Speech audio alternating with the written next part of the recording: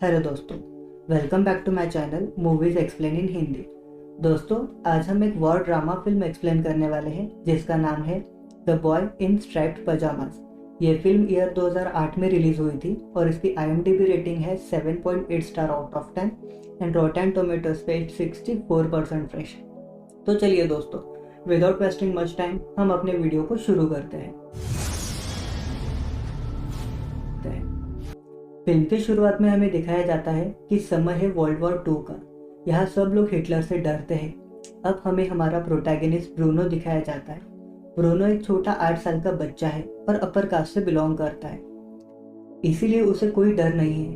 वो अपने दोस्तों के साथ खेलते हुए घर जा रहा होता है। घर पहुंचने पर वो देखता है कि उसके नौकर सब सामान बांध रहे होते हैं। ब्रूनो को यहाँ कुछ भी समझ नहीं आता कि यहाँ क्या चल रहा है। तभी उसकी मॉम, जिनका नाम एल्सा होता है, वो उसे आकर बताती है कि उसके डैड का प्रमोशन हो गया है। ब्रूनो को यहाँ ज्यादा कुछ समझ नहीं आता, तो उसकी मम्मी से पूछता है कि डैड अभी भी सोल्जर तो है ना। तो उसकी मम्मी उसे हाँ में जवाब देती है और कहती है कि तुम्हारे डैड तुम्हें सब समझाएंगे। यहाँ हमें पता चलता है कि ब्रूनो के डैड नाजी आर्मी में एक बड़ी पोस्ट पर है। अब ब्रूनो के डैड वहाँ आते हैं और वो सब साथ में बैठते हैं। ब्रूनो के डैड उसे बताते हैं कि उनका प्रमोशन कंट्री साइड पर हुआ है और इसी वजह से इन सबको अब कंट्री साइड पर शिफ्ट होना होगा। ब्रूनो को अपना घर बहुत ज्यादा पसंद है, इसीलिए वो अपना घर और अपने दोस्तों को छोड़कर नहीं जाना चाहता। अब उसकी बहन ग्रेटल उसे समझाती है कि वो बाहर भी नए दोस्त बना सकता है और वो घर जिस घर में जा रहे हैं वो घर इससे बहुत बड़ा है। वहाँ वो बहुत खेल सकता है, उसे वो घर बहुत ज्यादा पसंद आएगा। उसी रात इनके घर में ब्रूनो के डैड के प्रमोशन की पार्टी होती है। वहाँ बहुत सारे लोग आते हैं और उन्हें सैल्यूट करके कॉन्ग्रेचुलेट भी करते हैं। पार्टी के दौरान भी ब्रूनो अपसेट ही होता है क्योंकि उसका इस घर को छोड़कर जाने का मन नहीं था। अगली सुबह ब्रूनो की मॉम ब्रूनो को आवाज देती है और कहती है जाने का समय हो गया। ब्रूनो अब अपने घर को अच्छे से देखता है और इसके बाद अपने पेरेंट्स के साथ कंट्री साइड पर चला जाता है। वहाँ पर उनका घर बहुत ही बड़ा होता है, पर ब्रूनो को फिर भी ये घर पसंद नहीं आता क्योंकि अभी भी वो अपने घर और अपने दोस्तों को मिस कर रहा होता है। ब्रूनो अब देखता है कि उनके घर के आसपास कोई भी नहीं रहता।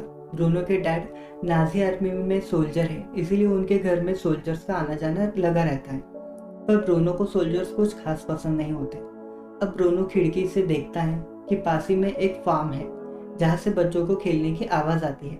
यही बात ब्रूनो अपनी मम्मी को बताता है और पूछता है कि क्या मैं उनके साथ खेलने जा सकता हूँ। तो उसकी मम्मी कहती है मैंने तो कोई आवाज नहीं सुनी, पर अगर बच्चे हैं तो तुम खेल सकते हो।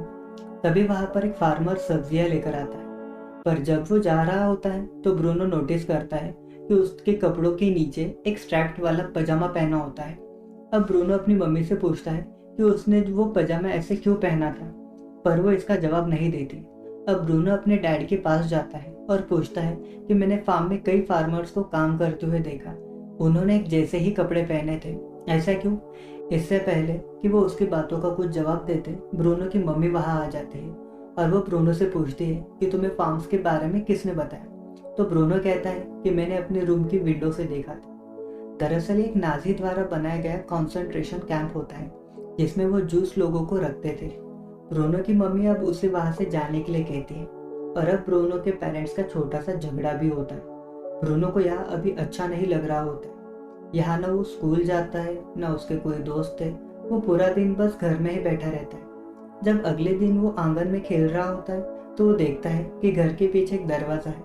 वो जब दरवाजे की ओर जा रहा होता है तो उसकी मम्मी उसे देख लेती है और वो उसे वापस बुला लेती है। रात को उसके डैड ब्रूनो को बताते हैं कि हमने तुम्हारे और तुम्हारे बहन के लिए एक ट्यूटर हायर किया है जो हफ्ते में 2 बार आकर तुम्हें पढ़ाया करेगा। पर ब्रूनो को इससे खुशी नहीं मिलती क्योंकि उसे बच्चों के साथ खेलना है। ब्रूनो को आसपास क्या चल रहा है कुछ समझ नहीं आ रहा होता क्योंकि वो अभी बहुत छोटा है। अगले दिन वो फिर से आंगन में जाता है तो वो देखता है कि वहां पर एक लड़का गाड़ी धो रहा होता है। ये लेफ्टिनेंट कोटलर होता है। अब ब्रूनो उससे बोलता है कि मुझे एक टायर चाहिए, क्या तुम्हारे पास एक टायर है? कोटलर उससे पूछता है कि तुम टायर का क्या करोगे? ब्रूनो उसे कहता है कि मैं टायर का झूला बनाऊंगा। वहीं पर एक बूढ़ा आदमी काम कर रहा होता है। ये वही आदमी होता है जो उनके किचन में सब्जी लेकर आया था। कोटलर उस बूढ़े आदमी को जोर से चिल्लाकर बुलाता है और उसे कहता है कि इसे पीछे ले जाओ, वहां पर स्टोर रूम है। स्टोर रूम में कई टायर होंगे, इसे जो टायर चाहिए उसे वो दे दो। वो आदमी अब ब्रूनो को टायर लेकर देता है। अब ब्रूनो टायर को लेकर वापस आ जाता है और उसका झूला बना लेता है। झूला खेलते हुए ब्रूनो देखता है कि आसमान में धुआं उठ रहा है। तभी ब्रूनो झूले पर चढ़कर धुएं को देखने की कोशिश करता है। तभी ब्रूनो का पैर फिसलता है और वो गिर जाता है। तभी वो बूढ़ा आदमी जो उनके घर में काम करता है वो ब्रूनो को उठाकर घर में ले आता है और उसके पैरों की पट्टी भी करता है और ब्रूनो को कहता है कि तुम जल्द ही ठीक हो जाओगे। ब्रूनो कहता है कि तुम्हें कैसे पता, तुम डॉक्टर नहीं हो? तो वो कहता है कि हाँ, मैं डॉक्टर हूँ। यहाँ लाए जाने से पहले मैं एक डॉक्टर था। ब्रूनो यहाँ पर हैरान हो जाता है कि डॉक्टर होने के बावजूद भी वो यहाँ पर फार्मिंग करता है। तभी ब्रूनो की मम्मी वहाँ पर आ जाती है और वो ब्रूनो के पैर पर चोट देकर डर जाती है। ब्रूनो कहता है कि झूला झूलते हुए मेरा पैर फिसलकर मैं गिर गया, लेकिन पेविल जो कि उनके घर में काम करता है उसने मेरे पैरों पर पट्टी बांधी। ब्रूनो की मम्मी ब्रूनो को अंदर भेज देती है और पेविल को थैंक्स कहती है। अगले दिन एक ट्यूटर ब्रूनो और उसकी बहन ग्रेटल को पढ़ाने आता है। वो उन्हें नाजिस की हिस्ट्री पढ़ाता है जो ब्रूनो को बिल्कुल भी पसंद नहीं आता। एक दिन ब्रूनो छुपकर बाहर आ जाता है। बाहर आकर वो देखता है चारों तरफ जंगल होता है और इस जंगल में ब्रूनो खुद को आज़ाद महसूस करता है। वह भागता हुआ उस फार्म की ओर जाता है जो उसने अपनी विंडो से देखा था और पहुंचकर वो देखता है कि वहां पर एक बहुत ही ऊंची फेंस लगी हुई होती है और फेंस की दूसरी तरफ कंसंट्रेशन कैंप होता है जिसे ब्रूनो फार्म समझने लगता है। तभी वो देखता है कि वहां पर एक बच्चा बैठा होता है। ब्रूनो उसके सामने जाता है पर वो बच्चा ब्रूनो को देखकर डर जाता है। इस बच्चे ने भी स्ट्राइप वाले कपड़े पहने होते हैं और फेंस की दूसरी तरफ जितने भी लोग होते हैं सबने स्ट्राइप्स वाले ही कपड़े पहने होते हैं। ये सब कहती है और ये बच्चा जिसे ब्रूनो ने देखा था ये भी उन्हीं में से एक है। ब्रूनो अब उससे पूछता है कि क्या तुम्हारे दोस्त हैं? तो वो कहता है हाँ, पर वो सब डरते हैं इसीलिए मैं उनके साथ नहीं खेलता। अब ब्रूनो उसे कहता है कि मेरा नाम ब्रूनो है। वो बच्चा कहता है मेरा नाम शैम्यूल है। वो बच्चा ब्रूनो से कहता है क्या तुम्हारे पास खाने को कुछ है, क्योंकि वो भूखा है। हालांकि वो सिर्फ 8 साल का है पर वो एक जूस है इसीलिए उसे खाने को ज्यादा नहीं मिलता। ब्रूनो कहता है मेरे पास खाने के लिए तो कुछ नहीं है, पर ब्रूनो उसके कपड़ों पर एक नंबर नोटिस करता है और उसे लगता है कि ये सारा दिन यहाँ खेलते रहते हैं और ये नंबर भी उसी गेम का एक पार्ट है। तभी वहां पर एक जोर का सायरन बजता है और शैम्यूल जल्दी से उठकर बाजू में पड़ी हुई ट्रॉली उठाता है और भागने लगता है। ब्रूनो अब उसे कहता है मुझे तुमसे मिलकर अच्छा लगा। शैम्यूल कहता है मुझे भी तुमसे मिलकर अच्छा लगा और शैम्यूल वहां से चला जाता है। अगले दिन ब्रूनो एक बार फिर उसी जगह पर आता है। इस बार वो अपने साथ चॉकलेट भी लाता है। वो शैम्यूल का बहुत देर तक इंतजार भी करता है पर शैम्यूल वहां पर नहीं आता। अगले दिन ब्रूनो अपने झूले पर बैठा होता है। एक्चुअली वो अपने मॉम डैड के जाने का वेट कर रहा होता है और जैसे ही उसके मॉम डैड चले जाते हैं वो फिर से उसी जगह जाता है क्योंकि वो शैम्यूल से मिलना चाहता है। दरअसल उसने यहाँ पर एक बच्चा बहुत देर बाद देखा होता है और आज वो फिर से शैम्यूल से मिलता है। अब वो शैम्यूल से पूछता है तुम लोग हमेशा स्ट्राइप वाले कपड़े क्यों पहनते हो? वो बताता है कि सोल्जर्स ने हमारे कपड़े छीन लिए हैं और हमें ये कपड़े दे दिए हैं और साथ ही ये भी कहता है कि मैं सोल्जर्स को बिल्कुल भी पसंद नहीं करता। ब्रूनो बोलता है कि मेरे डैड भी एक सोल्जर है मगर वो कभी किसी के कपड़े नहीं छीनते और वो शैम्यूल के लिए खाना भी लाता है और इस बार उसके पास एक बॉल भी होती है। वो शैम्यूल के साथ खेलना चाहता है लेकिन शैम्यूल का पूरा ध्यान खाने पर होता है क्योंकि कंसंट्रेशन कैंप में उन्हें खाने के लिए ज्यादा नहीं दिया जाता। ब्रूनो शैम्यूल की तरफ बॉल फेंकता है। वो बॉल उठाकर लाता है और ब्रूनो को दे देता है। ब्रूनो शैम्यूल को कहता है क्या तुम्हें खेलना पसंद नहीं है? तो शैम्यूल कहता है मुझे खेलना अच्छा लगता है पर यहाँ पर नहीं क्योंकि यहाँ पर ये सब कैदी है। ब्रूनो शैम्यूल को कहता है कि तुम मेरे घर खाने पर आ जाना। शैम्यूल कहता है मैं नहीं आ सकता क्योंकि मैं एक जूस हूँ। इसके बाद सीटी बजती है और शैम्यूल वहां से भागता हुआ चला जाता है क्योंकि ये सीटी नाजी सोल्जर की होती है और अगर वो वहां पर टाइम पर नहीं गया तो उसे पनिश किया जाएगा। वही दूसरी तरफ ये दिखाया जाता है कि हवा में उड़ रहे धुएं को देख ब्रूनो की मम्मी कोटलर से पूछती है ये धुआं कैसा? तो वो बताता है कि पास ही में कंसंट्रेशन कैंप है और वो सब समझ जाती है। दरअसल इन कंसंट्रेशन कैंप में जो लोग काम नहीं कर पाते जैसे कि बच्चे और बूढ़े, इन्हें गैस चेंबर में डालकर मार दिया जाता है और जब उनकी बॉडी को जलाया जाता है तो ऊपर धुआं उड़ने लगता है। अब उसी रात ब्रूनो के ग्रैंडपा खाने पर आते हैं। तभी पेविल जो एक जूस होता है उससे जरा सी वाइन कॉटलर के कपड़ों पर गिर जाती है। कॉटलर इस बात से गुस्सा होकर उसे घसीटता हुआ एक रूम में लेकर जाता है और उसे बहुत मारता है। दरअसल उसका ये कसूर नहीं था कि उससे वो वाइन गिरी, उसका कसूर ये था कि वो एक जूस है। ये सब देखने के बाद ब्रूनो की मम्मी रोने लगती है और ब्रूनो भी सोचने लगता है कि इतनी छोटी सी गलती के लिए पेविल को इतना क्यों मारा गया। अब ब्रूनो की बहन ग्रेटल उसे बताती है कि जिसे वो फार्म समझता है एक्चुअल में वो एक कंसंट्रेशन कैंप है। वहाँ पर जूस लोगों को रखा जाता है। वो सब कैदी है और उन्हें कैद इसलिए किया गया है क्योंकि वो शैतान लोग हैं, बुरे लोग हैं।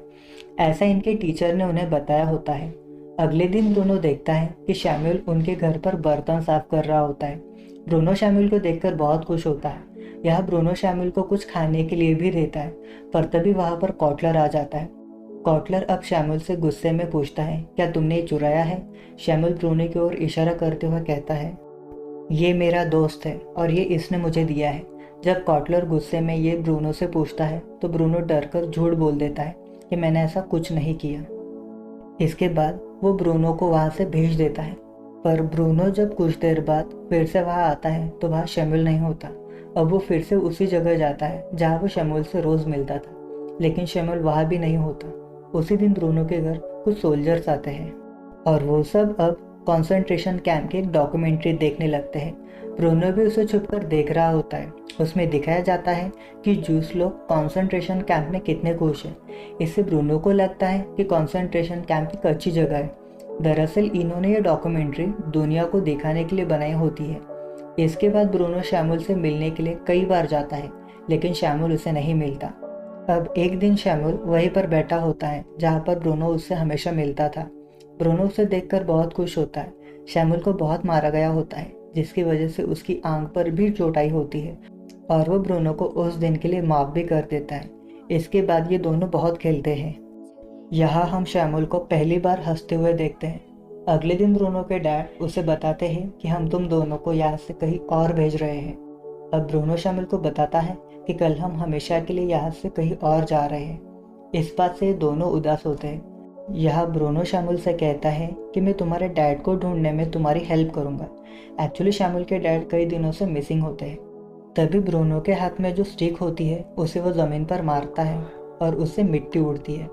इससे उसे एक आइडिया आता है। वो कहता है, मैं यहाँ एक गड्ढा खोदकर नीचे से फेंस के उस तरफ आ सकता हूँ, लेकिन एक प्रॉब्लम है, मैं तुम्हारी तरह नहीं दिखता। शैम्यूल कहता है कि तुम मेरी तरह कपड़े पहनोगे तो बिल्कुल मेरी तरह दिखोगे। ब्रूनो बोलता है कि मैं कपड़े लाऊंगा कहाँ से?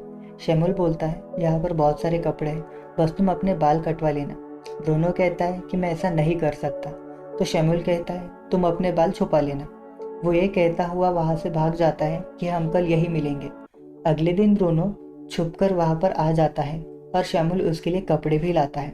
अब ब्रूनो कपड़े पहनकर जमीन में गड्ढा करके फेंस की दूसरी तरफ आ जाता है। अब वो दोनों कैंप के बीचों बीच आ जाते हैं। ब्रूनो शैम्यूल को कहता है कि क्या हम कैफ़े जा सकते हैं? शैम्यूल कहता है, यहाँ कोई कैफ़े नहीं है। ब्रूनो को अब यहाँ का माहौल अजीब लगने लगता है। वो कहता है, मुझे अब घर जाना चाहिए। तभी शैम्यूल कहता है, मेरे डैड का क्या होगा? तो ब्रूनो कहता है कि ठीक है, हम पहले उन्हें ढूंढते हैं। अब वो दोनों शैम्यूल के डैड को कैंप में ढूंढने लगते हैं। तभी वहाँ पर जर्मन ऑफिसर्स आ जाते हैं। वहीं दूसरी तरफ ये दिखाया जाता है कि ब्रूनो की मम्मी को पता चल चुका है कि ब्रूनो घर पर नहीं है। अब ब्रूनो की मम्मी, उसकी बहन और उसके डैड और कुछ कैंप के एम्प्लॉयज़ ब्रूनो को ढूंढ रहे होते हैं और कुत्ते की हेल्प से वो ये भी पता कर लेते हैं कि ब्रूनो किस तरफ गया है। अब धीरे धीरे ये सब कंसंट्रेशन कैंप की ओर बढ़ रहे होते हैं। तभी यहाँ पर जोर की बारिश भी शुरू हो जाती है। इधर कैंप में ब्रूनो और शैम्यूल और बाकी कुछ कैदियों को एक बड़े से हॉल के अंदर ले जाया जाता है और उन्हें अपने कपड़े उतारने को कहा जाता है। उन्हें बताया जाता है कि तुम्हें शॉवर दिया जाएगा। अब सब अपने कपड़े उतारते हैं। तभी जर्मन सोल्जर्स बाहर से डोर बंद कर देते हैं। उधर ब्रूनो के डैड उस जगह तक पहुंच जाते हैं जहां ब्रूनो ने अपने कपड़े उतारे थे और वो समझ जाते हैं कि ब्रूनो कंसंट्रेशन कैंप के अंदर है। वो भागते हुए कैंप के अंदर आता है और जोर जोर से ब्रूनो का नाम चिल्लाने लगते हैं, पर ब्रूनो का कहीं कुछ पता नहीं चलता। वही ये दिखाया जाता है कि जिस बड़े हॉल के अंदर ब्रूनो, शैम्यूल और बाकी कैदियों को बंद कर दिया गया था, दरअसल वो एक गैस चैम्बर है। और अब जर्मन सोल्जर्स एक पॉइजनस गैस उस चैम्बर के अंदर छोड़ देते हैं। अंदर सब चीख रहे होते हैं, चिल्ला रहे होते हैं, पर किसी को इससे कुछ फर्क नहीं पड़ रहा होता। इधर ब्रूनो के डैड ये समझ जाते हैं कि ब्रूनो अब बाकी कैदियों के साथ गैस चैम्बर में ही है, लेकिन जब तक वो गैस चैम्बर तक पहुंचते बहुत देर हो चुकी थी। गैस चैम्बर के अंदर जितने भी लोग होते हैं वो मर चुके होते हैं और वो समझ जाते हैं कि उनका बेटा अब इस दुनिया में नहीं रहा। वो इसी दुख के साथ जोर से चिल्लाते हैं। उधर ब्रूनो की मम्मी और उसकी सिस्टर भी उसी जगह पर होते हैं जहाँ ब्रूनो ने अपने कपड़े आखिरी बार उतारे थे। और ब्रूनो के डैड की चीख सुनकर वो समझ जाती है कि कोई अनहोनी हुई है। वो अपने ब्रूनो के कपड़ों को पकड़कर जोर जोर से रोना शुरू कर देती है। लास्ट में हमें उस गैस चैम्बर का दरवाज़ा दिखाया जाता है जहाँ अंदर सबकी डेड बॉडीज पड़ी होती है और बाहर बहुत सारी स्ट्राइप वाली ड्रेसेस लटकी हुई होती है। दोस्तों, आपको अगर ये वीडियो पसंद आया हो तो हमें कमेंट करके ज़रूर बताएं और ऐसे ही वीडियोज़ के लिए हमारे चैनल को सब्सक्राइब भी ज़रूर करें। Thank you.